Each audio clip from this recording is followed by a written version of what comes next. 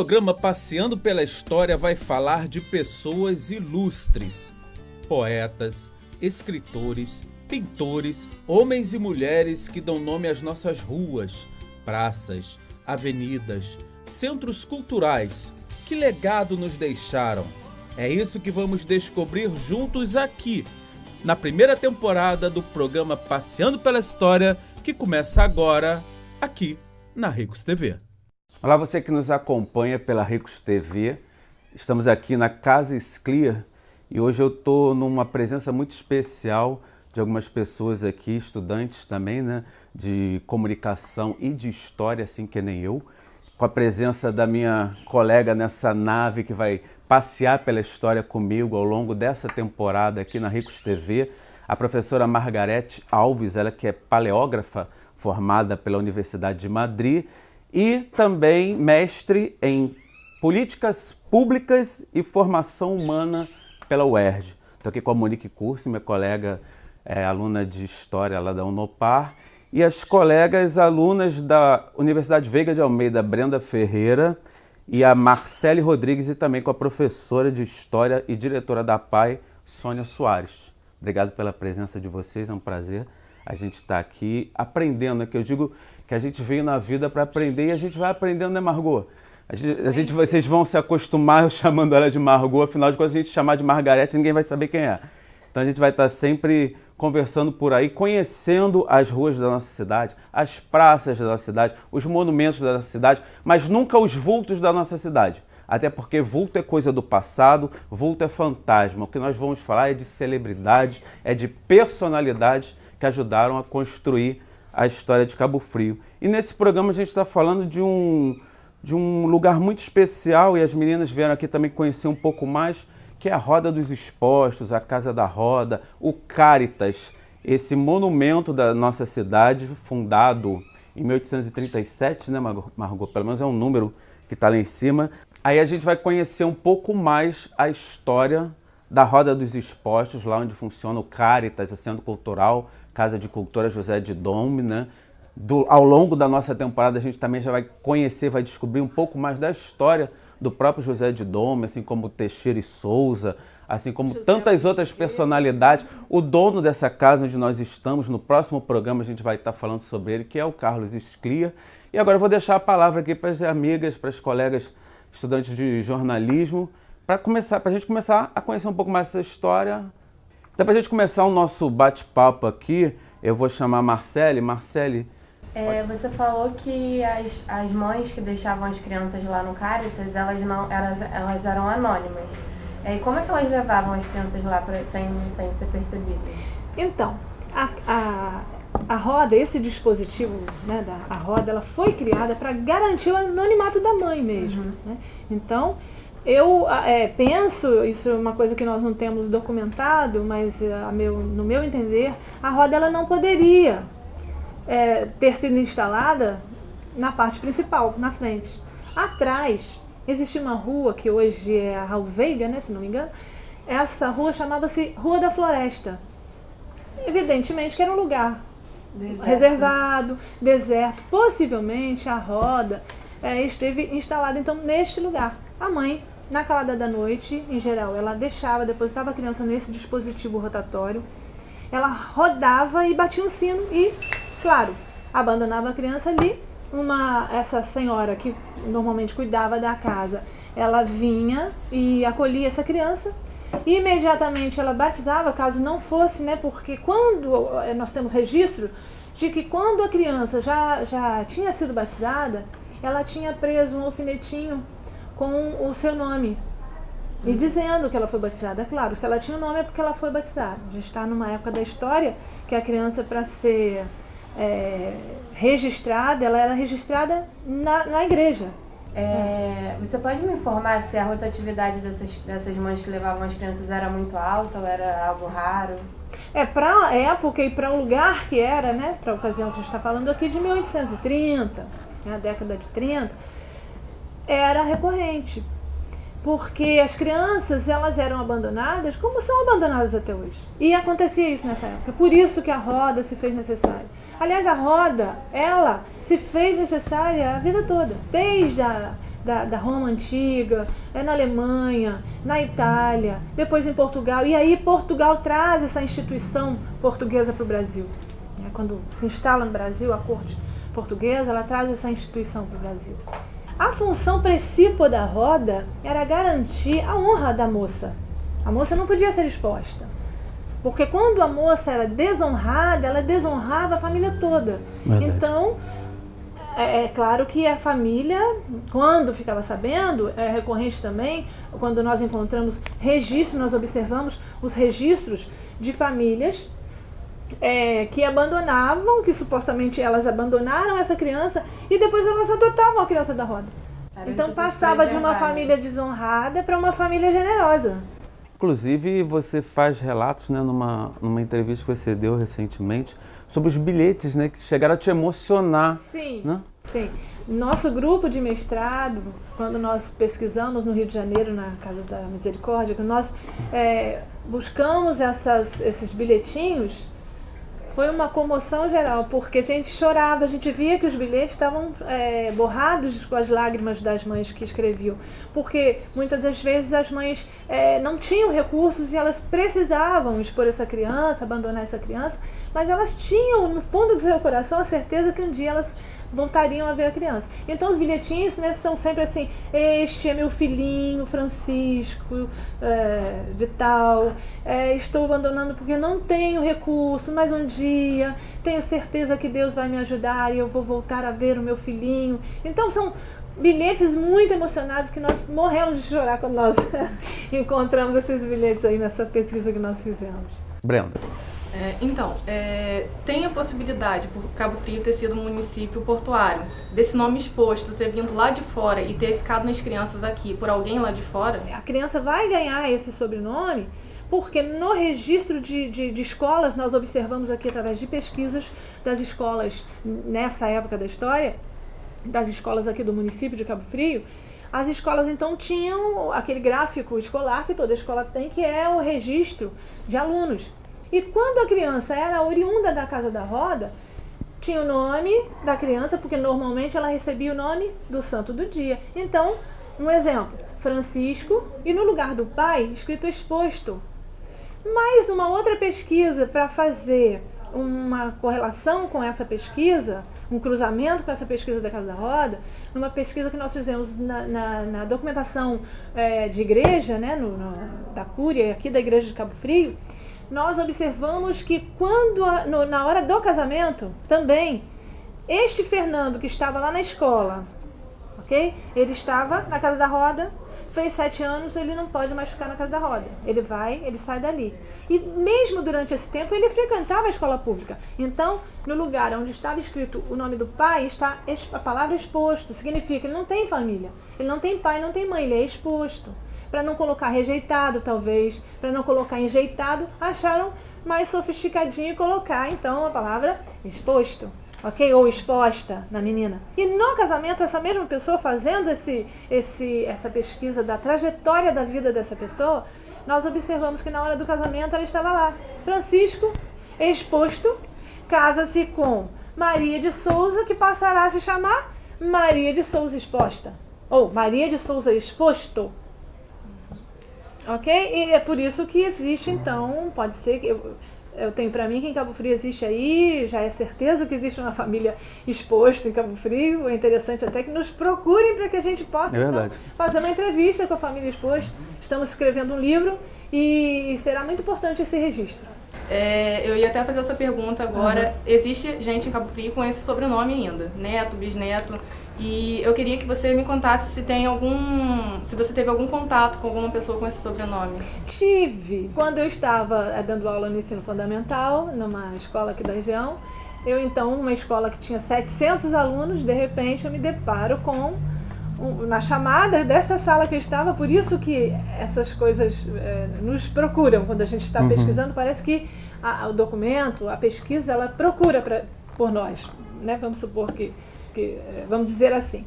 E fazendo a chamada, eu falo lá, fulano, exposto, e eu chamo essa pessoa. E essa pessoa vem, eu levo um susto e pergunto a ele: você sabe por que você tem esse nome? E ele: não sei. E aí eu conto para ele, você tem a história na sua família de alguém que foi abandonado numa casa da roda e que não tinha pai nem mãe? Como é que você sabe disso, professora? É interessante, porque certamente tem. Eu fiquei de entrar em contato e a gente tem muitos compromissos, né? Não entrei mais em contato, mas eu estou escrevendo sobre isso e certamente eu vou chegar lá. Agora, diante disso, diante da pesquisa que você fez, a gente consegue traçar um perfil de quem seriam essas crianças? Seriam crianças negras, seriam crianças brancas, enfim, tem como traçar um perfil? Tem como traçar um perfil. A criança da roda era uma criança branca, porque a criança negra, ela valia dinheiro. Nessa época da história, a criança negra valia dinheiro, então ela não seria exposta. A criança da roda, ela era fruto de relações fortuitas, de relações ilícitas. E assim a roda seria um refúgio, um acolhimento para essa criança.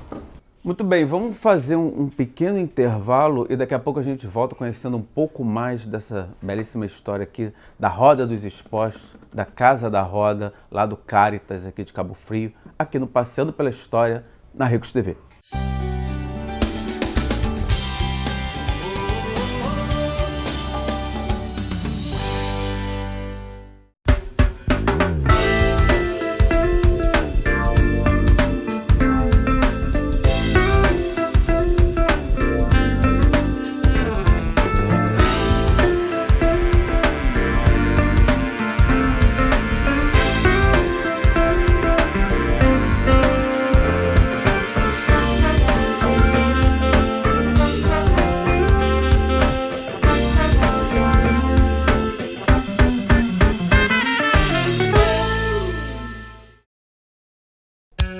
Somos a Ricos TV, a primeira TV multiplataforma da região dos lagos. A TV que vai estar na palma da mão, na ponta dos dedos e ao alcance de todos. Ricos TV, a melhor programação para você.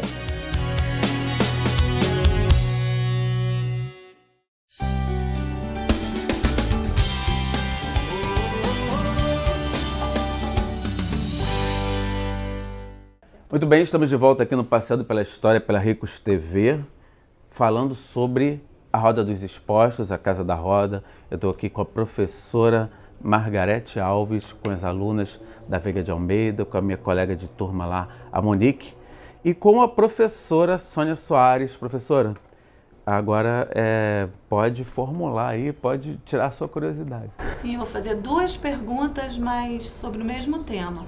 Primeiro como que esse dispositivo da roda, né, ele começa a ser conhecido. Que ideia foi essa, né, de usar esse dispositivo rotatório para expor, para enjeitar crianças? E depois eu queria saber também aonde que existiram as primeiras casas da roda da história. Ok. Bom, esse dispositivo é milenar. Ele começa na Roma Antiga, quando os monges enclausurados precisavam receber comidas, não podiam ver as pessoas, ficavam em oração. Normalmente os copistas também da Igreja Católica ficavam sempre enclausurados, não tinham contato com as pessoas. Então tinha uma janela com essa peça giratória que a pessoa colocava então alimentos nessa roda, alimentos e livros. E claro, as pessoas que começaram daqueles vilarejos, do entorno daqueles conventos, sabiam disso. Elas próprias muitas vezes levavam frutas, alimentos para os monges. Então começaram a levar também a criança que eles queriam abandonar, porque eles achavam que se ela fosse acolhida por um monge e fosse criada dentro do convento, ela também seria monge. Ela teria estudo, ela teria comida, teria alimentação, teria estudos e ela teria uma vida com Deus, uma vida cristã. Isso seria, né, a primeira, nem é legal colocar cristã, porque a gente está falando até de antes de Cristo. Né? Os monges, né, que estavam ali nos conventos recebiam essas crianças e para ela ter alimentação, para ela ter estudos. Então, eminentemente, a roda, ela quando surge, ela surge naturalmente, ela surge por acaso, num local onde era para ser recebido nessa peça giratória que era colocada na janela do convento.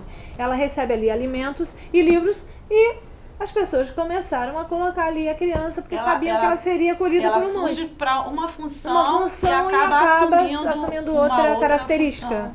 E quando que surgem as primeiras rodas para receber crianças na história? Essas primeiras rodas vão surgir em Roma, né? Vão surgir na França e na Alemanha, depois em Portugal e posteriormente trazidas aqui para o Brasil.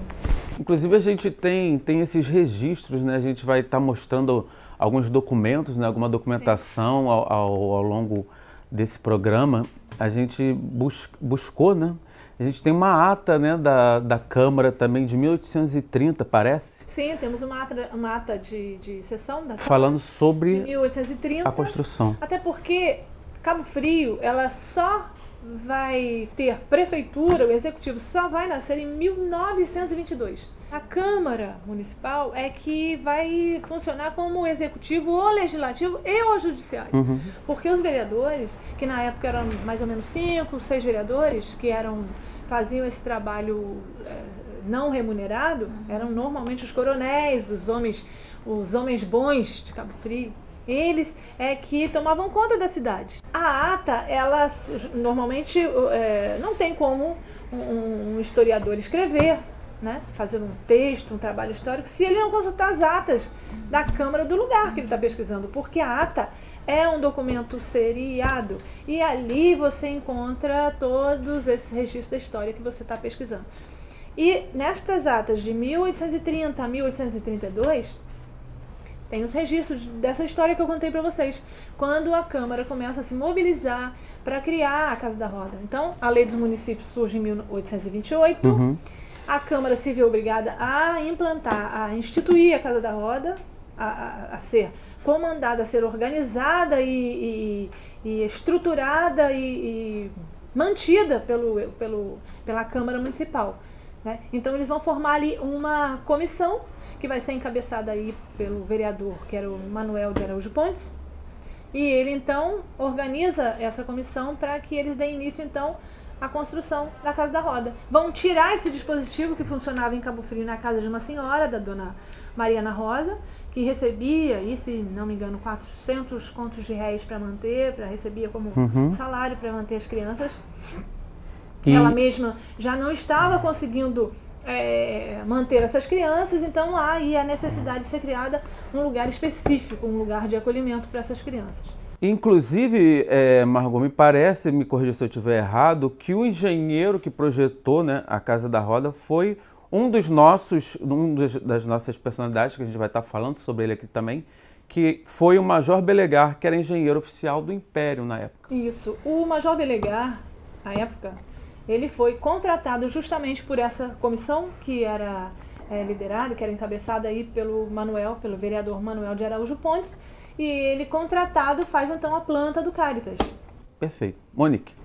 Margot, o relato é que as crianças permaneciam na casa até os 7 anos. O que era feito dessas crianças, desses meninos e meninas? Para onde eles iam? Era encaminhada para algum outro lugar? O que era feito? Então, a criança permanecia na Casa da Roda até 7 anos, até porque ela recebia recém-nascidos. Com 7 anos a criança já não cabia mais naquele local.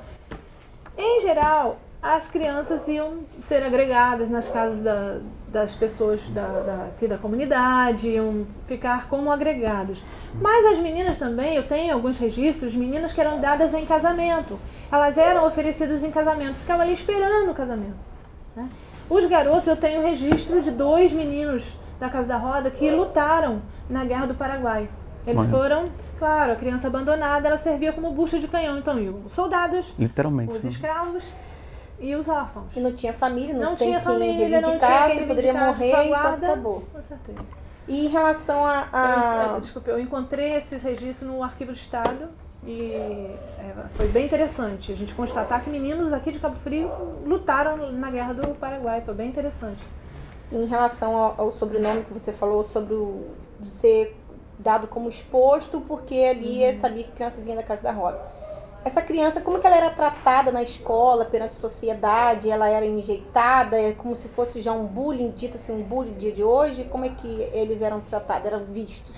Olha, não tenho exatamente assim como dizer isso para você, porque eu não encontrei registro sobre como essa criança era tratada. O que eu posso te dizer é que os estudos que nós fizemos, nós constatamos que as crianças que saíam da roda, elas normalmente viravam um círculo vicioso, porque ela saía da roda, se ela não se casasse com ninguém, a menina não se casasse com ninguém, se o garoto também não fosse acolhido por uma família, ou não fosse mandado para a corte, para o exército da corte, essas crianças elas iam dar origem a novas crianças que seriam expostas depois, porque elas cresceriam fazendo qualquer trabalho, ajudando nas estrebarias, trabalhando aí pelas fazendas, pelos sítios e na beira do cais, e viviam mesmo a própria sorte e naturalmente dariam origem às novas crianças da roda.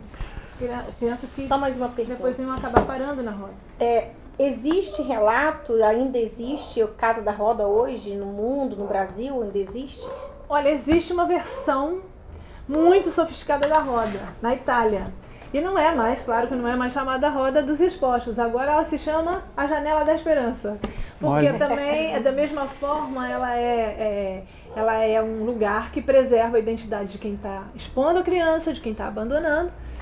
É uma janela que fica num lugar muito reservado e a pessoa tem condições de chegar e colocar essa criança sem ser filmada, não tem câmera no lugar.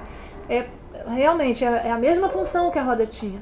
É a roda moderníssima, né? Existe na Itália, alguns países da Europa têm, mas esse da Itália eu conheci, inclusive é muito interessante, porque é um lugar muito reservado. A pessoa chega com a criança e, a partir do momento que ela colocou a criança neste berço que tem ao lado da janela, que tem acoplado na janela, tem um sensor que imediatamente avisa, né, um sistema de luz, avisa as pessoas que estão lá dentro e vem uma equipe médica de pediatras, enfermeiros que pegam essa criança e já imediatamente vão aí proceder os primeiros cuidados para a criança que normalmente está debilitada por causa da exposição. Muito bem, e eu queria nesse momento agradecer aqui a participação da Monique, da Brenda, da Marcele, da professora Sônia Soares. Espero encontrar com vocês passeando pela história novas vezes por aí, né? E agora você que ficou curioso para conhecer mais sobre, afinal de contas, o que é a Casa da Roda, a gente vai para o intervalo e logo depois eu e a Margot vamos lá para o Caritas para mostrar um pouquinho, afinal de contas, em loco, né? No local, afinal de contas, o objetivo do programa é esse. Afinal de contas, o que é a tal da Casa da Roda?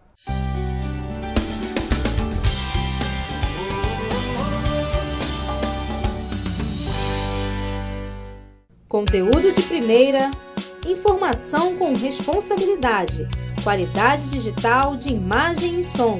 Em breve você estará assistindo aqui no Canal 6 a melhor programação de TV por assinatura da região dos Lagos.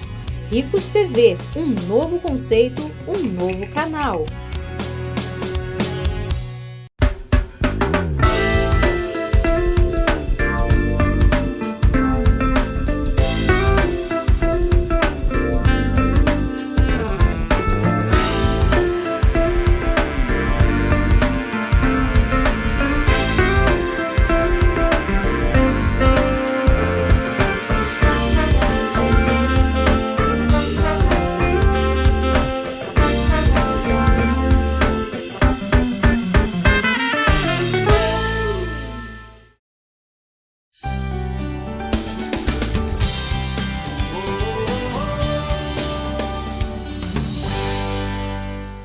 Bem, e como a gente prometeu, estamos aqui no Caritas, né, no Museu Casa de Cultura José de Dome, que já foi biblioteca, já foi fórum, já foi a Casa da Caridade, a Roda dos Expostos, né, como a gente estava conversando aí nesse episódio do Passeando pela História.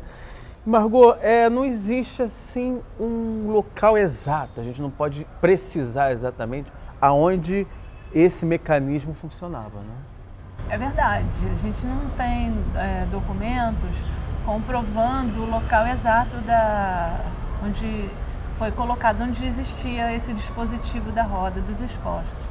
Mas eu acredito que tivesse instalado aqui no final, nos fundos, porque aqui atrás da Casa do Caritas tinha uma rua que hoje é a Rua Raul Veiga, que era a rua conhecida como Rua da Floresta, e era mesmo, né, um lugar muito cheio de árvores e um lugar que uma pessoa que estivesse para abandonar uma criança, para enjeitar, né, como eles diziam, uma criança, eles procurariam um lugar mais tranquilo, um lugar onde não fosse visto, obviamente. Perfeito. Agora, o Caritas funcionou também numa época como uma espécie de ambulatório.